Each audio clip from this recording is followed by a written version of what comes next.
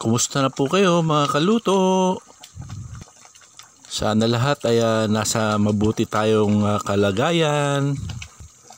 Magluluto po tayo ng champurado ngayon kasi may nagbigay po ng tableya. Shoutout pala sa iyo, Christian Gina Abadilla. Salamat bro sa yung binigay na tableya. Mga kaluto, at magpriprito din pala tayo ng tuyo kasama nung ating champurado.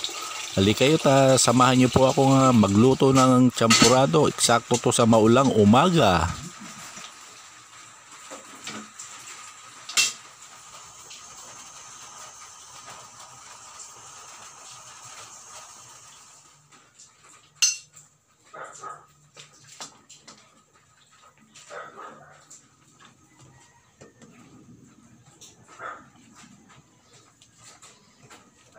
Mga kaluto, bali 6 na pirasong tableya lang po ang aking linagay dyan, at eksakto na po yun sa ating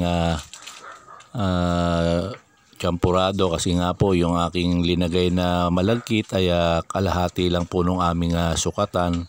Sakto na po yun para sa aming tatlong kakain, yung aking asawa at aking anak na si RM. Mga kaluto, yan, sa pagluluto po ng ating champurado, kailangan alaga po ito sa halo kasi nga po ang iiwasan po natin dyan yung ating maninikit na malagkit doon sa ating kaldero mga kaluto, kaya alagaan natin sa halo mga kaluto.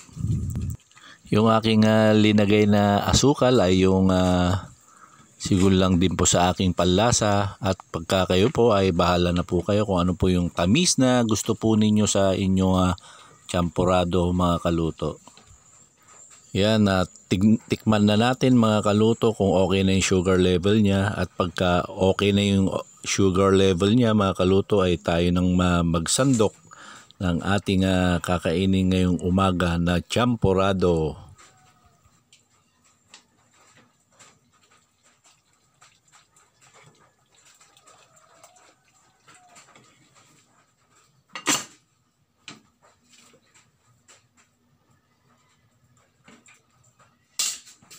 Ngayon naman mga kaluto ay magpriprito na tayong tuyo.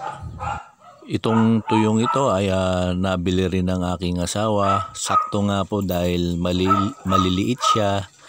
Bali bite size nga po.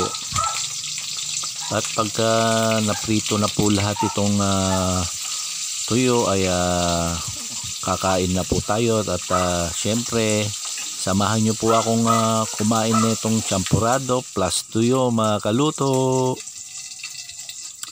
Yan mga kaluto, bali na prito na po yung ating tuyo, at pagkatapos po niyan mga kaluto, lagyan na natin ng gatas yung ating champurado, at oras na tayo para kumain. Bay kayo na po, champurado tayo.